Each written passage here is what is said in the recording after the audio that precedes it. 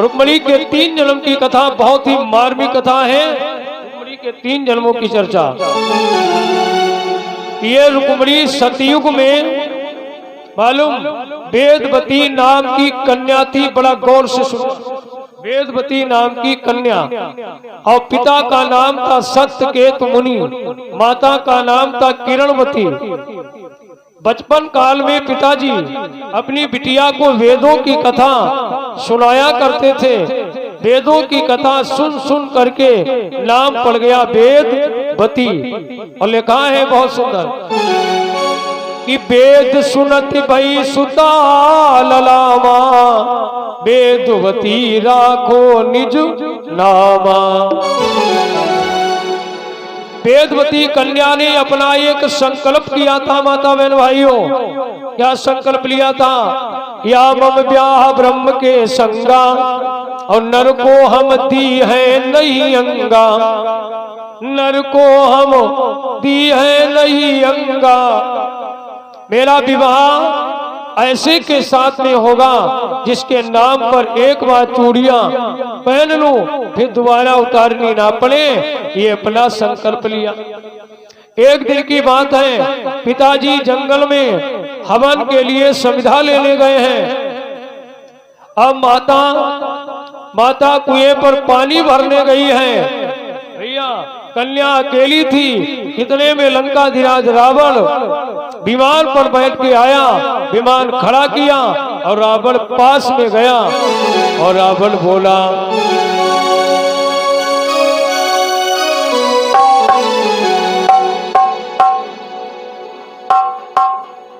हाँ विजेंद्र भैया राठौर जी की तरफ से 101 रुपए का भाई दान आया है। धन्यवाद, अभिनंदन है। आरती में घी बढ़ा देना भैया, प्रज्वल आरती में घी बढ़ा दीजिए। क्या निवेदन किया कि रावण पूछी अरे कौन किशोरी,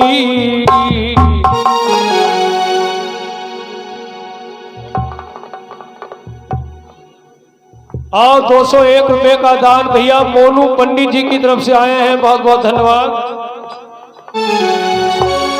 कि रावण पूछी अरे कौन किशोरी, नहीं चली हूँ लंकई पर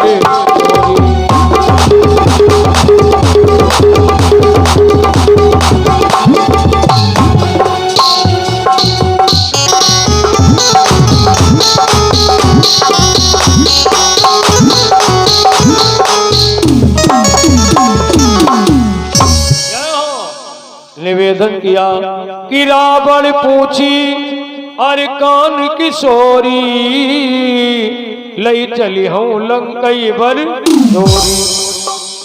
कन्या ने कोई उत्तर नहीं दिया। रावण पूछ रहा है किशोरी कौन है तू? जब कन्या ने उत्तर न दीना, रावण पकड़ी भुजा गहिली ना। रावण ने हाथ पकड़ लिया और लंका की तरफ ले जाने लगा। और भाई 201 रुपए का दान भैया हमारे राजेश पाल VDC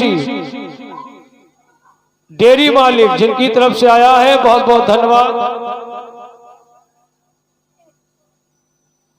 और 251 रुपए का दान भैया दिलीप कुमार सिंह जी की तरफ से आए हैं। बहुत बहुत धन्यवाद। और 101 रुपए का दान प्रसाद दे देना राहुल भैया यादव जी इनकी तरफ से आए हैं। बहुत बहुत धन्यवाद है। बाकी बिहारी की कृपा बरसती रहे। रावण लेकर के जाने लगा। कन्या चिल्लाई, है कोई मेरी आवाज को सुनने वाला, मेरी अस्मत मेरी इज्जत को आकर के बचा ले। ये दुष्ट पापी रावण मुझे लंका में लिए जा रहा है। और 101 रुपए का दान भाई रोशन पाल जी की तरफ से आए हैं। धन्यवाद। और 51 रुपए का दान फलों के साथ में भाई बिटिया ने अर्पण किए हैं। धन्यवाद है। बाकी बिहारी की कृपा बरसती रहे। कन्या चिल्ला रही है, ये आवाज पिता के पास में नहीं पहुंच रही है और न माता के पास में, और आवाज दे रही थी, है कोई मेरी आवाज को सुनने वाला, मेरी असमत मेरी इज्जत को आकर बचा ले। यहाँ से पीछे तक बैठे हैं आप लोग रात्रि की सभा में। अगर आपने किसी की इज्जत को बचाया है तो आपकी कभी जा नहीं सकती है, कितने भी अन्यायी अत्याचारी प्रयास करते रहे। भाइयों, अब आप देखिए कन्या का मसीहा कौन बनने जा रहा, जबकि पिताजी जंगल में हैं, मैया कुएं पर पानी भरने गई है, बेचारी अकेली है। पापी रावण हाथ पकड़कर खींच रहा है लंका की तरफ ले जाने के लिए। तो मालूम आवाज कहां पहुंच रही, पास ही में महाराज दिलीप शिकार खेल रहे थे, जिनके कान में आवाज गई। उसी समय लिया बाण और बाण से कहा, जाओ दुष्ट पापी के इतना ही लगना है, जब तक सत्यकेत मुनि जी ना आ जाए जंगल से तब तक के लिए रावण को बेहोश रखना और कन्या को जाकर बचाइए। जय हो भैया। रघु दिलीप ने खेल शिकारा और कान में पड़ी सुता चिंगारा।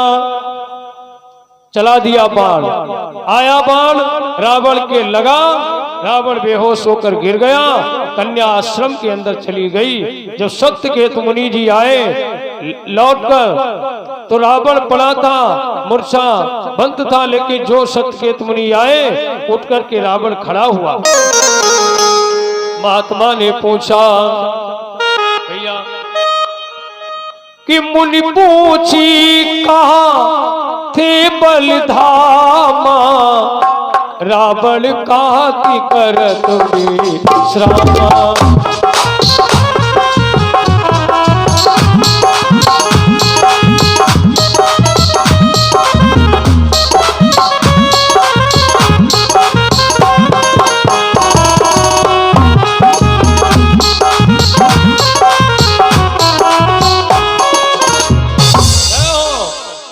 रावण महात्मा ने पूछा कि मुनि पूछी का थे बलधामा और रावण कहती करत विश्रामा।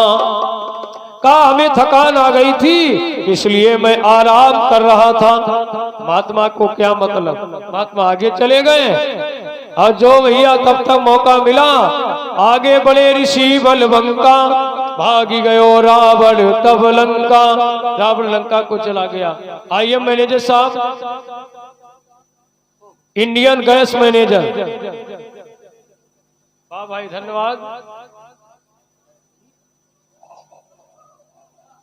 201 रुपए का दान पूर्णाहुति में हमारे इंडियन गैस मैनेजर अर्पण कर रहे हैं। वाह भाई, धन्यवाद है भैया के लिए। बैठो भाई, नातेदार भी है भाई, नातेदार जी धन्यवाद है।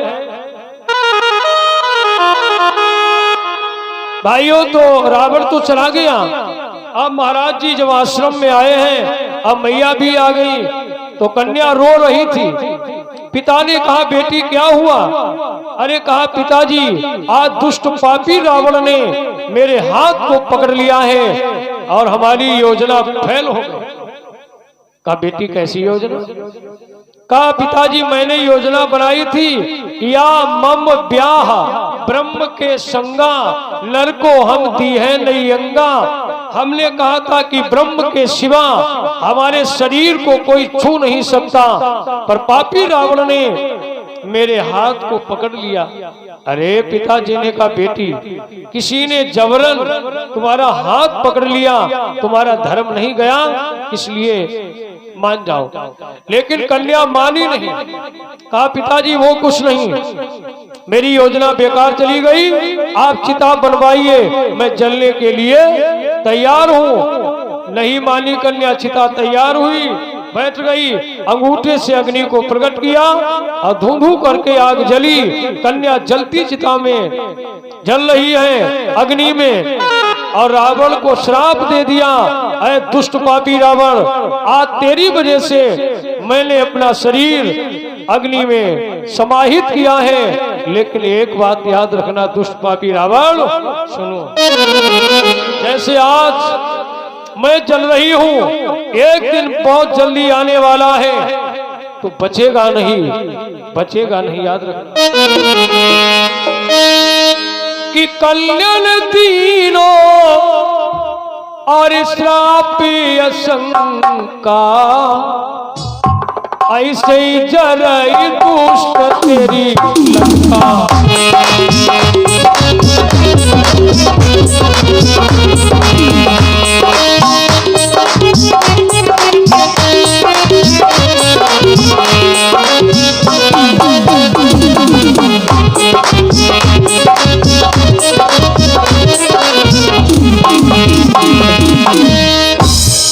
भैया श्राप दे दिया कि कल्याण तीनों और श्रापी असंका, ऐसे ही जरई दुष्ट तेरी लंका।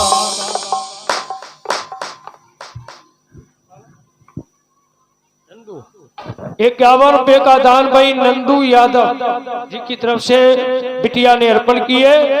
बहुत बढ़िया, भगवती मैया मनोकामना पूर्ण करे। बैठो जी, धन्यवाद है। तो आप विचार करना भैया, पापी रावण को श्राप दे दिया, जैसे आज मैंने अपना शरीर भस्म किया है, ऐसे ये सोने की तेरी लंका जलकर खाक में मिल जाएगी। और कन्या भस्म हो गई और कहाँ गई?